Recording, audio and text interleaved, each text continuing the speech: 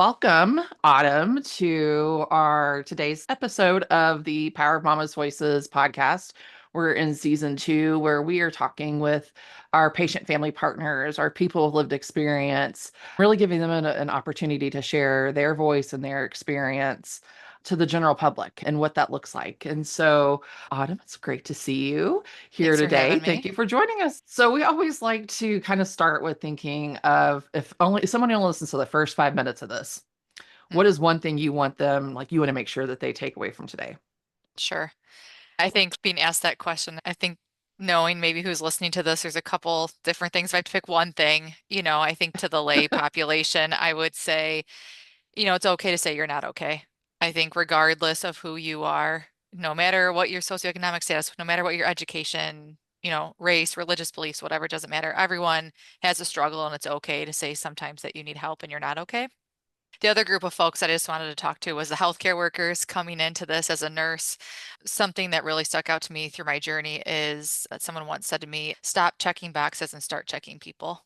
So just sit down, listen to your patients, treat them as a person, not a 15-minute appointment or getting the things done that you need to get done at the hospital. So I think for the two different populations, those are really, Hmm. if you take anything away, that's what I want you to remember.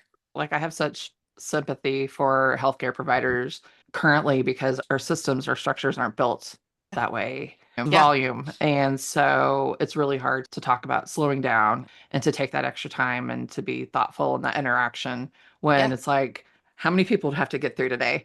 Yep. Type of thing. So it's hard. And I have just heartfelt compassion for folks in your line of work that are out there doing the good things.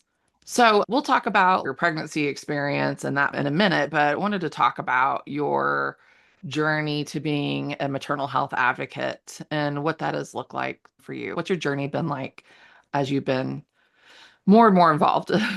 Yeah. I became a nurse and went into maternal health, never thinking that I would end up, doing this kind of advocacy work essentially because of an experience that I had. But, I think from my experience at the hospital, which we'll probably talk about in a minute, I was asked to participate in something through the state of Illinois. I did that. And then someone was like, I think you would really make a great patient family partner through Mama's Voices. And I'm like, I've heard of this program, but never did I think that I would do something like this or that I could share my story, in these avenues because I didn't think my story was bad enough.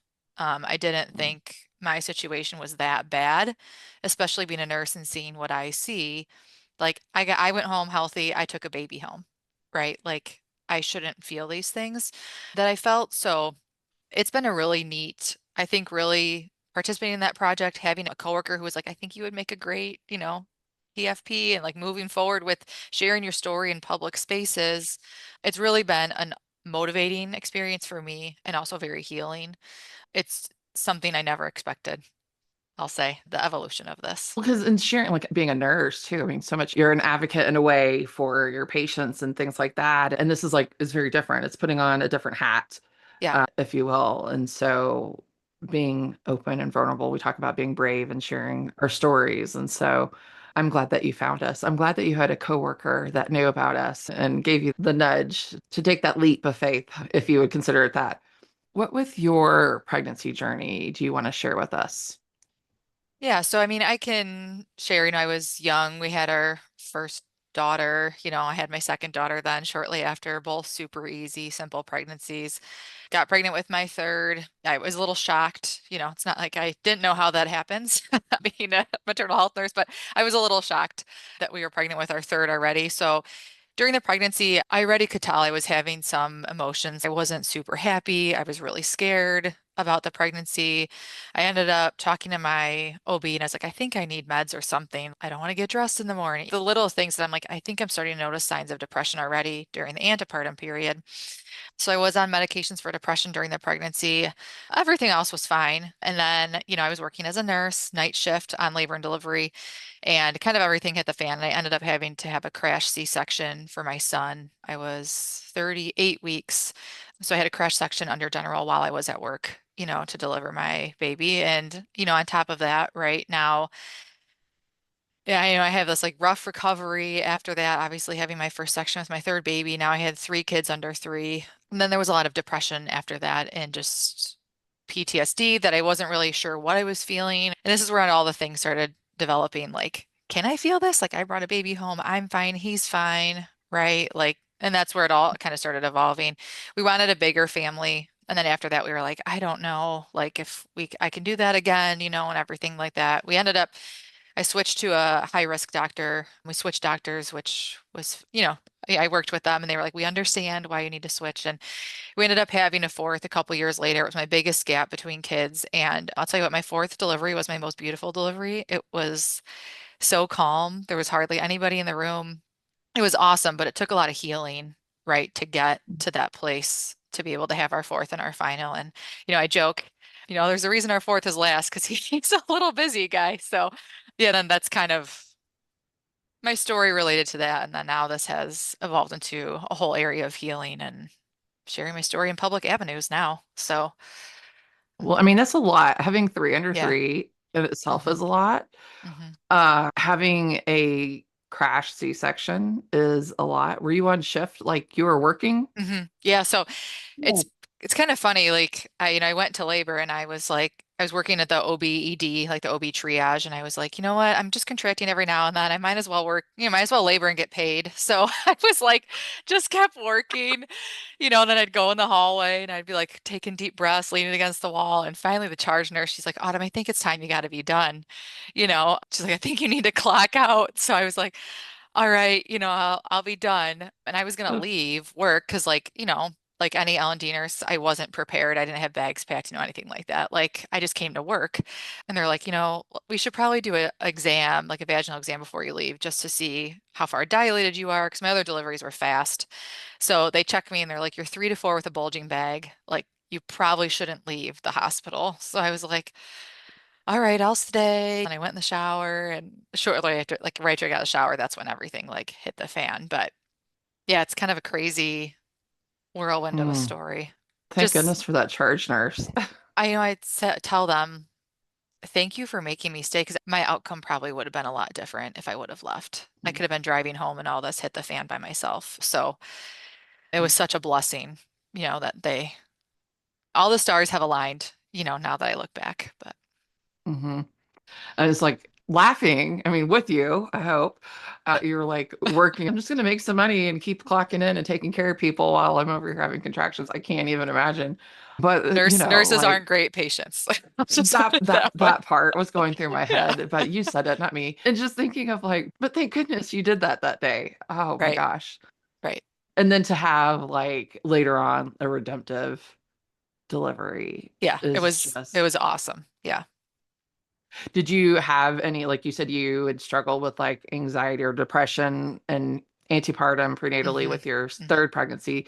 What did you do between that and the fourth one to like, what support did you hmm get to that place where you had that calm, redemptive? Because it's hard. Yeah. That next pregnancy. I don't know.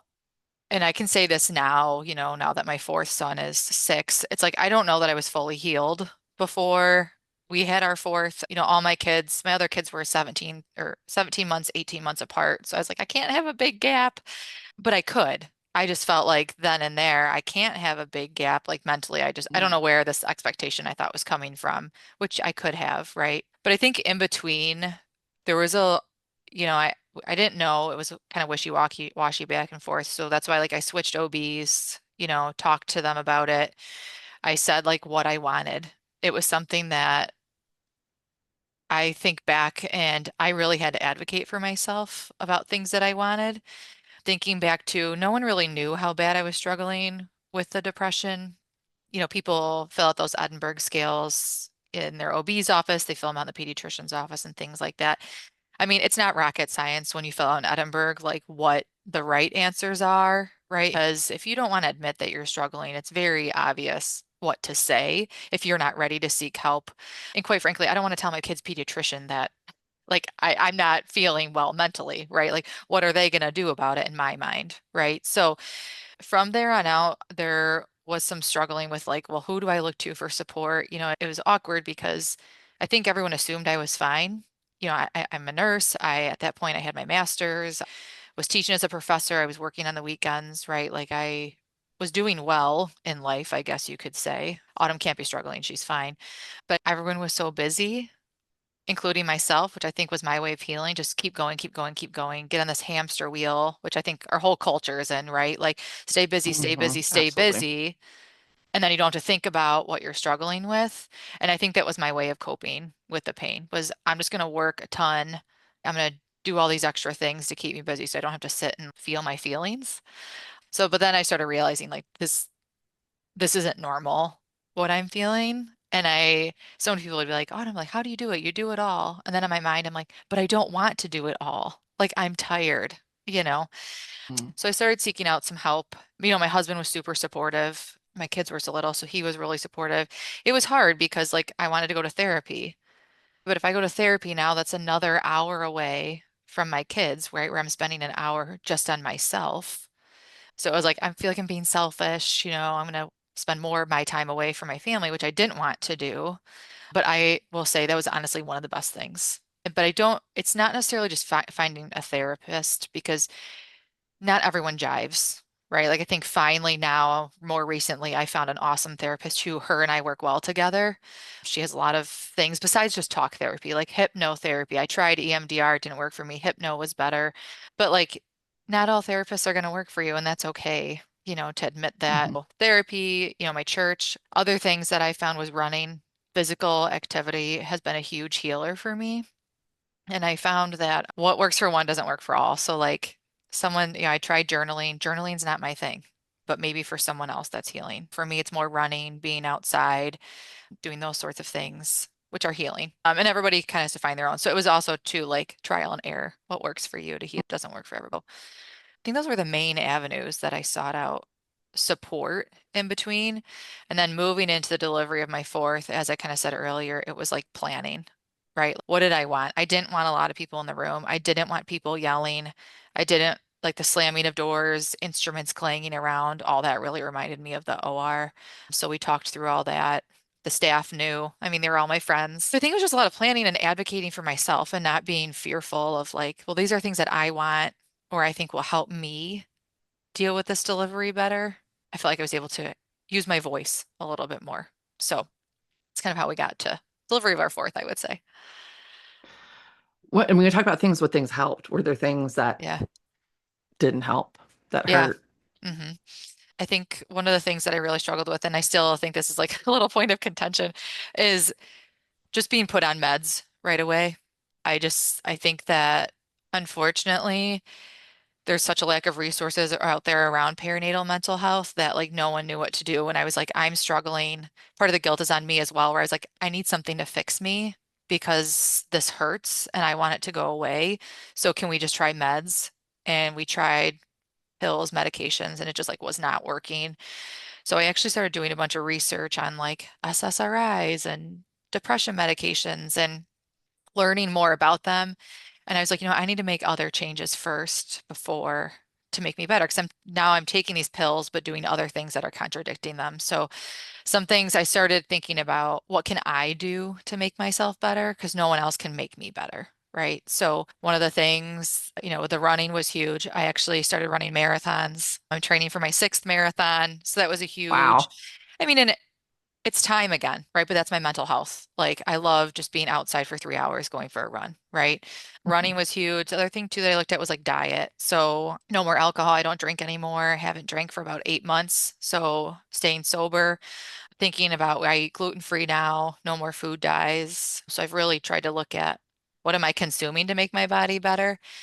Yeah, Mhm. I'm also quite religious, so getting involved in my church, having like a mentor from church has also been a huge help. I don't take any medication anymore. So I don't take medication for depression, anxiety. I was taking meds to sleep as well. And now since I've made these changes for myself, I don't take anything. It wasn't like, one day of exercising and diet changes and I was like, "Oh, I'm sleeping great. I feel awesome." And I still have my days, right? Where I'm like, "Ugh, I don't feel like brushing my teeth this morning. I don't want to do my hair." You know what I mean? Where it's like, okay, but no one else is going to do this for me. So if I want to keep getting better, I have to do the hard work, which some days does feel like putting my clothes on and going to the gym, right? That's the hard work some days, and that's okay. Mhm. Yeah. I love that. So many like different options and things to Hmm. consider, and I like that, like trial and error as well. You got to figure out what works for you, and glad that you did find the things that are working for you. And what's the gap between the number 3 and 4? 2 years. Yeah. 2 years. Yeah. And you were pressuring yourself like 18 months to 2 years. Oh my gosh, I girl. know. I know. And I think the hard thing is like, it might be the culture that I grew up into is just like have kids, have kids, have kids, right? So it was hard to, and having three close together, I was like, I can't have like one outlier, which I could have, right? But I Right. think it was just this expectation that I put on myself, you know. So My cousins and I have 11 months behind one cousin, and then the next one's 11 months behind me. And then they were like, okay, looking at my mom, like, your turn again. And she's like, no. right. Someone's got to stop Um, the cycle, right? yeah. That's funny. So, oh gosh, it's still pretty close. I mean, Yeah. Yep. and I think a lot of I've been talking to somebody else about just like social media as a brand Mm, new form of peer pressure that we dealt with when we were younger in school, right? And it's like having to constantly remind myself that those are highlight reels and it's not always reality. And 100%. I'm not trying to compete with anybody else. Like I don't care what you Yes. think of Yes. me. And honestly, I'm not even really I'm on there for the jokes. I'm not on there for like the mom stuff. Like bring me the cat videos that give me like okay, Yeah. I'm the dopamine addict there, right? Like I need the cat Yeah. videos, the dog videos, A good meme every the now and then. yes, the goats running over the kids, like whatever it is, like bring those on. I'm here for them. Yeah. So, It's but funny you yeah, say that, it's because like during some of that, I actually deleted all my social media.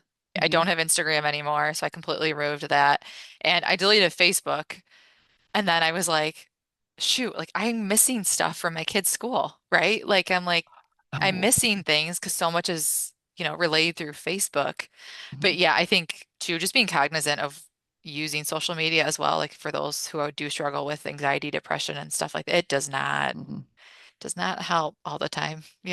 No, definitely not. So, I'm on Instagram, but I think I have like 5 people that know who I am on there, and I'm great with it. Like I never right. post. Yep. I'm Yep. just here for funny videos. Right. It's something to be aware of too. It's something else that's like I think we do. You were talking earlier about like just not talking about things and not dealing with it. It made me think of a couple things. One was like sitting on a stuffed suitcase and trying to get the sucker to zip. Mhm. And the other is, I don't know if you're old enough to know like the old Jack in the boxes where you like crank the Oh yeah. wheel and all of a Yep. sudden like get it explode, right? Yeah. Yeah. Like that's what we do. We just stuff it in the box. We're gonna sit on it and try to leave it there. And then it does explode Yeah. or it can. Yeah, and that's where How is like, this? my therapist, really quick, just thinking of that, Mhm, she talked about like when I first started doing this, and she's like, Autumn, it's okay to have feelings, and like mhm, understanding that like it's okay to just sit and feel your feelings. And like, no, regardless of what those are, it's okay to just like try to name them and verbalize like why you're feeling what you're feeling. And sometimes you don't know, but I think that's hard. Where this jack in the box, we're on this hamster wheel, just go, go, go, go, go. Where like sometimes it's like, I don't even know what I'm feeling because I'm so busy, I can't even process, right? Like what's mhm. going on. So, Distracting, yep, trying to yep, distract ourselves. We're yep, really good at that as yep, working moms and trying to do all the things. yep. And then we blow, right? So it's I would admit trying to I'm a tea stop kettle. that, Like right? I'm a Yep, tea kettle. I will blow. yep, Not necessarily healthy, but I know right. my limits. Same. How has this changed like how you care for patients? Mm, yeah. It's funny you say that because, I really think now I've stepped away from the bedside and I do a lot more. Do OB education. I participate in some of our state initiatives and stuff like that. And I really think it's made me more cognizant from the patient side of like trying to push more of like how we're doing what we're doing. I worked bedside during the second surge of COVID, and it really has made me think about even just like my nonverbal behavior. Like, not rushing in the room, talking to the patient, but looking at my computer, like really sitting down, looking at them eye to eye, trying to understand like what are your priorities? What's important to you? How are you feeling? Do you understand everything that's going on? I do think it has made me a lot more sympathetic towards patients in slowing down. And yeah, it takes me longer to maybe do their admission, or it takes me longer to do whatever. But I think it's so, so important for them because, especially as a labor and delivery nurse, you know, what does everyone think about when they're pregnant? It's that birth of their baby. Like everyone hyper focuses on that delivery, right? Like those hours that they're going to be in the hospital where there's so much more to it. And I think, everyone comes in with a birth plan, whether it's on a pink or blue piece of paper spritz with perfume. Everyone has a birth plan mentally. So it's like asking patients, like, even if they don't have a birth plan, like, what are your goals? And trying to meet those for the patient. Sometimes if one thing doesn't go as expected, it can be very traumatic for them, and trauma is different. It's in the eye of the beholder. So what's traumatic for one person can be very different from the next. So it's really made me think about everything that I'm doing, because that is one day to that patient that they've spent hours contemplating. And to me, it might be every day. So, like when I talk to staff about something like this, I'm like, this is every day to you, but it's one day to a patient. And everything you say and everything you do has a huge impact on them for the rest of their life. And I don't think I fully grasped that until I had my crash section, where realizing like I was having flashbacks and hearing things and smelling things where you don't realize like you're everything that you do, what you say and what you do has a huge impact. So it's really made me think about what I'm saying, how I'm saying it, my nonverbal communication. Takes me longer to do stuff. It does, because I'm not meeting those time goals necessarily all the time, but I think it's such a valuable thing for that relationship and the trust with the patients. Mhm. Been talking a lot about like what are the things that build trust with patients. We've been working on some projects, and trauma-informed care is a hot Mhm. topic right now, and it's coming up a lot. And we talk about real informed consent and what that looks like as well. And so that patients understand what all their options are, the pros and Yeah. cons and benefits of each thing. And it takes time to do that, but having them be a part of their care plan. I love those things that you're saying. And I think that the clinical people that are listening to this hopefully can take some of those things and hear them and maybe talk about them with their coworkers, their colleagues, their teams as well, to help out, because it's really easy to get lost in the like, what's the next thing we have to do? What's the next patient? What's the algorithm say? What are the protocols? What are the numbers and the stats and the data that we have to put out? And so when Hmm. we focus so much on the outcome part of it that we lose track of the experience, Yeah. and spending some time to think about and consider what the experience is for the person. Because you're right, it can have lifelong impact on a person, on what that does to them. And so the other thing I also say too a lot is understanding the expectations Yeah. fully. When people don't know what to expect, their mind comes up with stuff. Their mind's going to fill in the blanks. And then that's a lot of the times where trauma starts to breed and grow and develop there. And so if the right expectations can be set, then when reality comes along, hopefully they're close enough that we're not creating trauma as much Yeah. as we can. I know there's some things that just can't be helped in a Yeah. crisis case, but Yeah. talking to people and how we treat them as human beings is Mm. a place that we can work on Yeah. mitigating trauma. Yeah. Was there a moment that you felt particularly seen or heard through your journey? I know like the charge nurse caught your attention, and Hmm. she maybe heard you more than you heard yourself in that Hmm. moment. But is there outside of that, is there something where you were vocalizing symptoms or warning signs when someone really took a moment to hear you? I think that when I think about that kind of question, it makes me think more about after the first time that I actually shared my story publicly, because I think pretty quickly I knew something was wrong. Started like not sleeping, having the night terrors, all that kind of stuff. Like I knew something was wrong, and I was able to get the help pretty fast, thankfully. But I don't think it was till after I shared my story for the first time. I actually presented at A1 National. It was in 2022. And it was a room full of nurses. I was super freaked out, which I'm like now looking back, I'm like, these were my people, right? Like I should not have been scared. But I was super nervous because it was just a very vulnerable, this was my first time saying what I felt or what my experience was like. And afterwards, like thinking about it now too, it makes me teary-eyed because I can't tell you how many people came up to me after that. or sent me messages on LinkedIn or emailed me or something like that and was just like, thank you for sharing your story. I had similar experiences with depression and anxiety. It's really made me think about how I'm taking care of patients, where I really didn't think that my story mattered that much. Like, as I said earlier in the podcast, like I took a baby home. I went home where, working at the level 3 that I work at, like that wasn't always the case. Right. So for me, I was like, my story isn't that big of a story. And now thinking back, I'm like, it is a big story. It's a story, of overcoming, redemption, all these sorts of things. But I think it was after speaking at that national conference that I really realized, like, okay, this is real. This happened. I'm on the other side of things. I have a ton of work to do. Like, and still every day I'm trying to do a ton of work on myself. But it really made me feel like, yes, my story matters. This did happen, but now what can we do with it? Really was the goal of that. So I think it was being seen or heard by my nursing folks, right? Like all my friends that were there.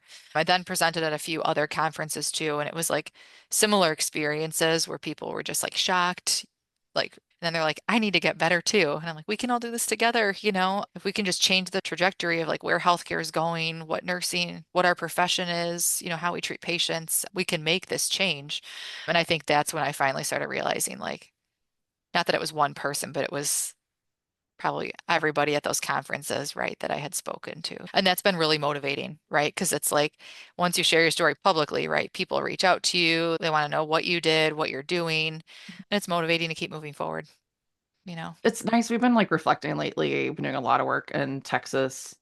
This is where I'm at. And sepsis. Okay. Yep. Sepsis is not my story, Mm, but I'm there to help them with like their patient engagement and what yeah. respectful care looks like. Man, we've been doing work in Texas now for 6 years, I think. And some of the patient family partners that are coming with me right now to talk about their sepsis journey have been with me since we started going to Texas meetings in 2019. When we were Hmm. sitting in the room, we're like, we have no idea what the hell QAPI means.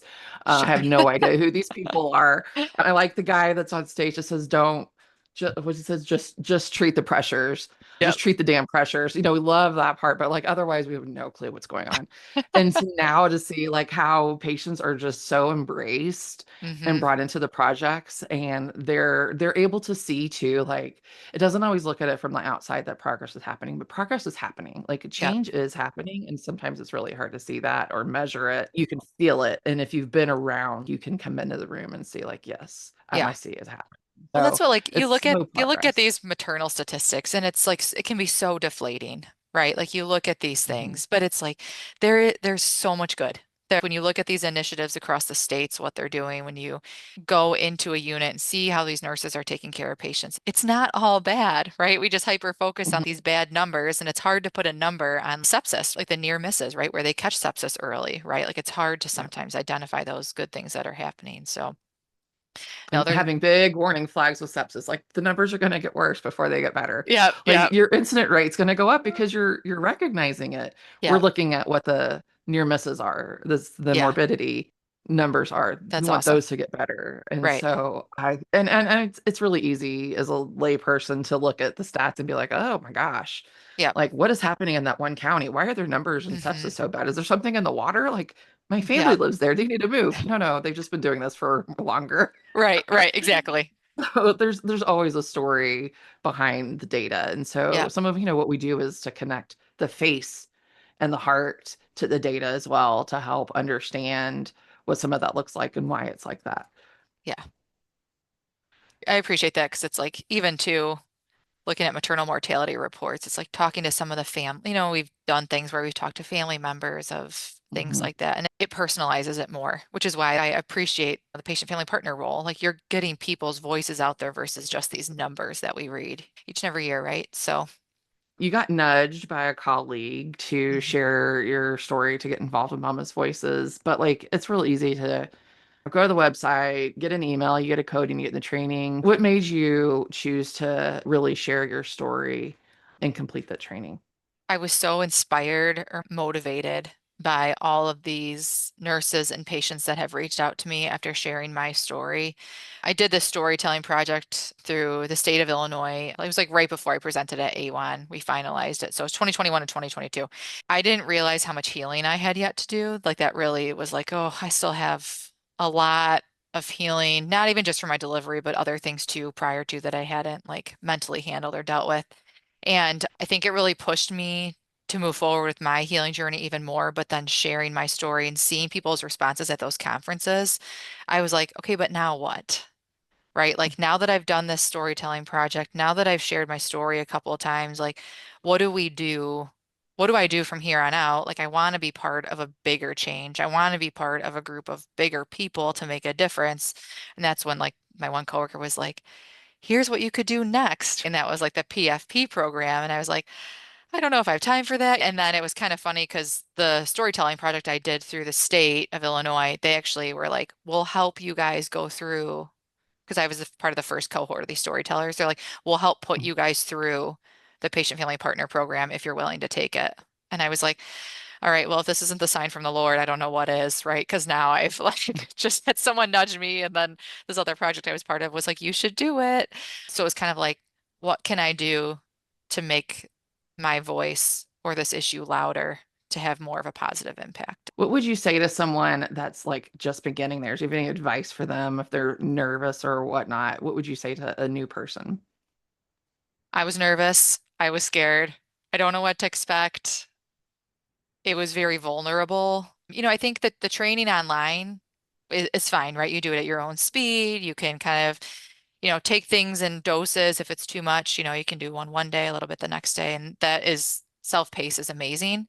But then I know like I would get these emails of like, hey, there's a Mama's Voices like event, like come for a drop-in call or whatever. And I won't lie, at first it's like, I'm not going to that. I don't know any of these people, right? Like this is scary.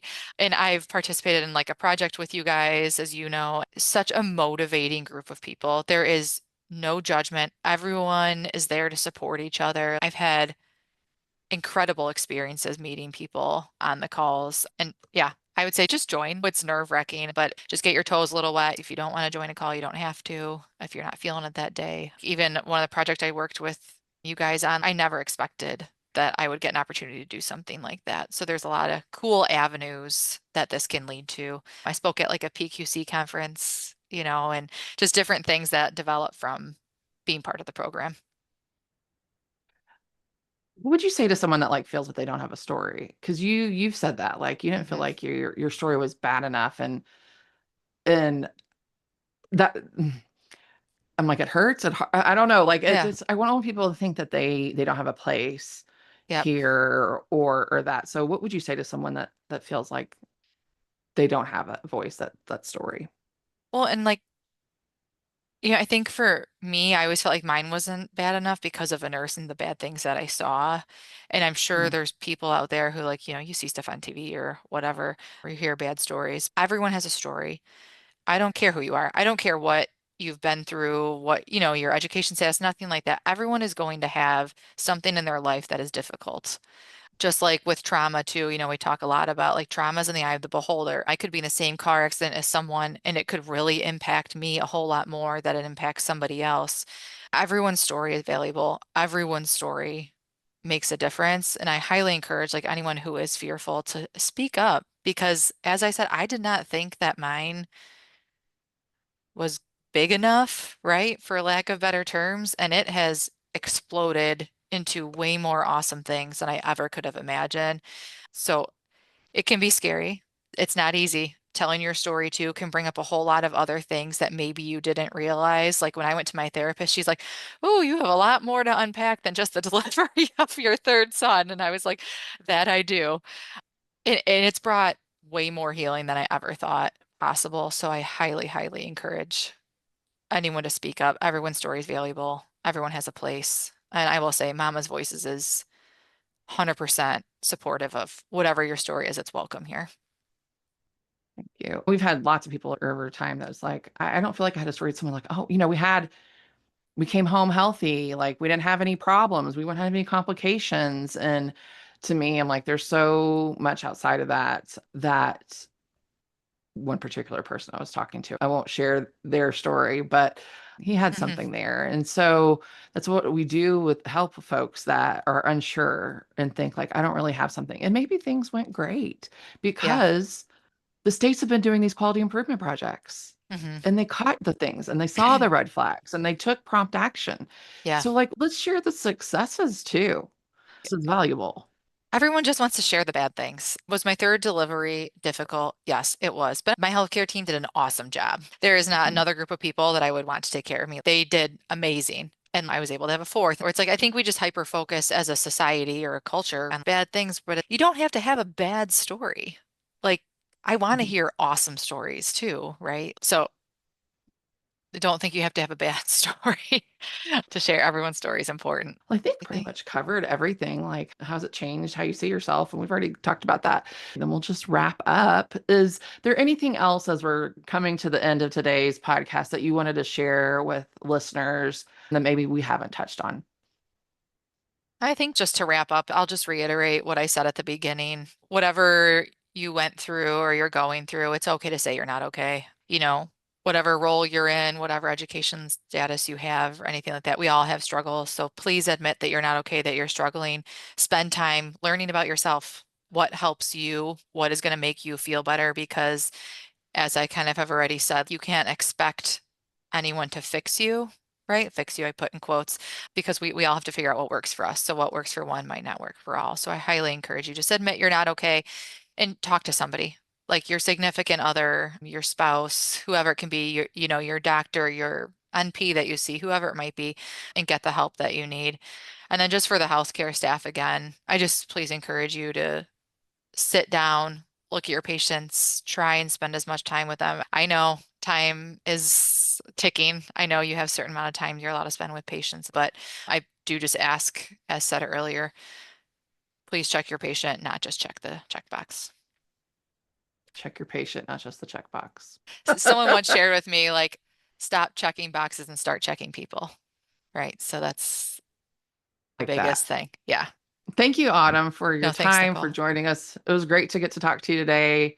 And we are excited about this season 2 of the podcast. It's going to be fantastic. I can't wait to hear everybody else's stories. So it's going to be great. All right. Thank you.